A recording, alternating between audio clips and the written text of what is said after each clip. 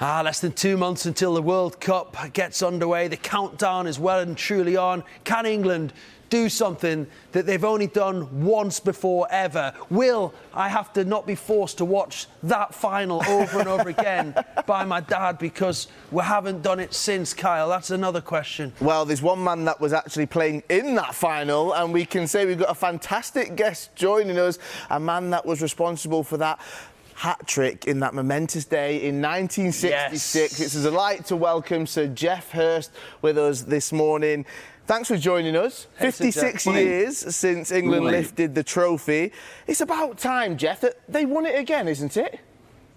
Yes, it is. Well, it's interesting. The 66 is such an iconic number, and with Green King now got a promotion with 66 people being able to win free food and drink during the World Cup. So that, I think anybody at 10 years of age in 66 is a good age. They remember the World Cup. So their memories are going to be useful for entering this competition in the next, I think it's a month now before everybody's got a chance to enter the competition. Free food and drink for all the Green King drinkers.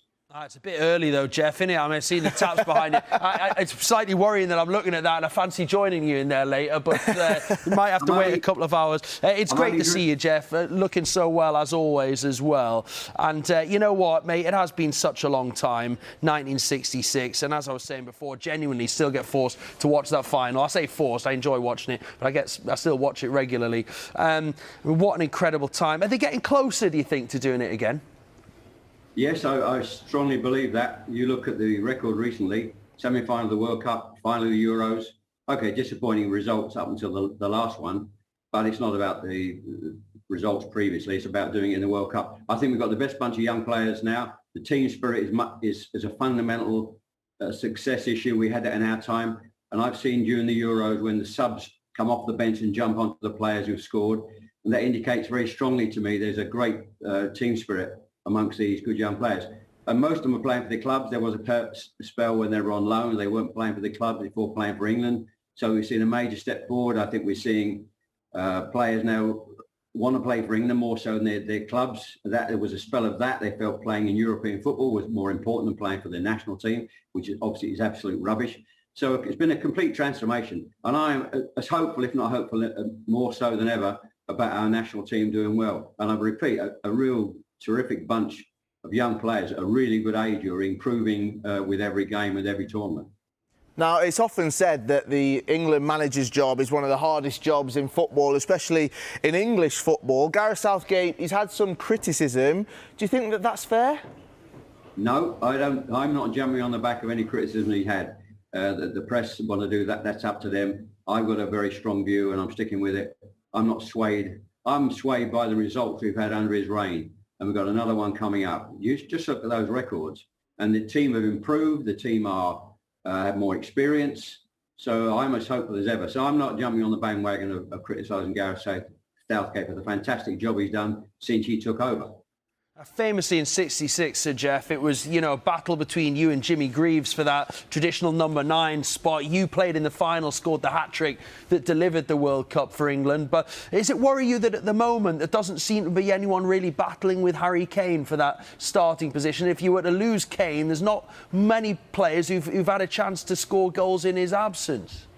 Yeah, I think it's a fair point. I think you can't be totally reliant on one player in the side to score goals. All the successful teams at club level, at international level, have a few players that can score goals. We had that in our time, not just myself and Roger Hunt or Jimmy up front. We had Martin Peters in the middle of the park, Alan Ball in the middle of the park scored goals. Bobby Charlton, our midfield player, this is amazing statistics, played over 100 games and scored 49 goals. That's 1 in 2 at international football. It's absolutely astonishing.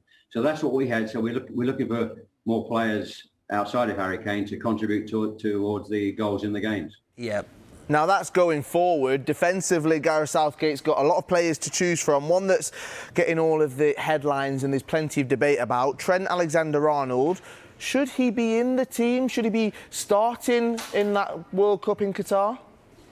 Well, the answer to that is, for me, going back to our time, which I think was a sensible. Alf Ramsey used to pick players if they were playing for their club. He wasn't overly concerned, quite frankly, what their form was like at their club. The fundamental issue was, were they playing for their club at the time? If they were, irrespective of their form, they will be selected for England. So I think that's quite a good rule. You think about that sensibly. It's a good rule to go on for any future for Gareth and any future England manager. Yeah, well, with that in mind, then, I guess he leads us perfectly on to Harry Maguire, because he's not really playing for Manchester United, but Gareth determined to pick him at centre-back at the moment. Would it have been better to maybe pick someone like Tomori, who's done so well in Italy, or another player who's playing regularly? Well, possibly you could argue that. But if Harry Maguire's done well for, irrespective of the argument I just made, if Harry Maguire's done well for in the team for England, and Gareth feels comfortable about him and the way he plays, then of course he's played so long now, so often for England. There was a strong argument against what I've just said, say he should play. But I think what we do need, of course, is some consistency in team selection continuing right through and the World Cup itself. Now, there is an interesting conversation that's coming up, and plenty of players are talking about this. Virgil van Dijk has spoken about the culture in the UK where players are built up only to be torn down. Kevin De Bruyne has said something quite similar about Jack Grealish as well. Is this an issue? Is it new, or is it something that's always been there when it comes to England players? I think it's not new, but I think probably with social media and the coverage that the national team gets today and the success we've had in the past, I think it's probably a bit more severe that you're getting. And it's, let's be honest, it's part and parcel of the job in any high-profile job, whether it's football or any other industry. If things aren't going well, you will get some criticism from, constructive criticism, we hope, from the press.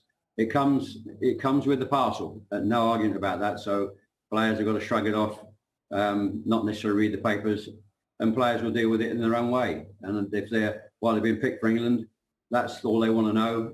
Gareth's happy with their form, happy with the way they play, and you've got to ignore that. I think none of us can really get too involved. We're getting too upset with criticism at the top level in government or anything else for that matter. Not that I want to go into politics. We haven't got time for that.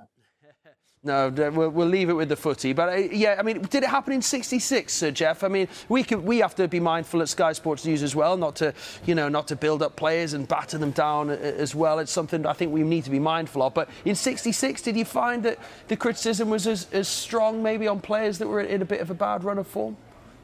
To an extent, but what's really interesting, and criticism is always there in football, whether you're doing good, bad, or indifferent, even for a World Cup winning team. I watched a clip of the opening game in '66 when we played Uruguay, and was a draw 0-0. Uruguay didn't want to come across the halfway line. A difficult game to start, although we didn't lose. And I watched a clip, as I said, about 2 months ago. At the time when we came off the pitch, we were actually booed. I didn't realise sitting on the bench during the game or after the game had finished, but that clip showed me that football fans can be fickle, even from a World Cup winning side. I found it absolutely amazing. We'd only just started. A poor game to start, but being booed off the pitch. Amazing. That happens. So we're talking about something that will happen in any top football performance.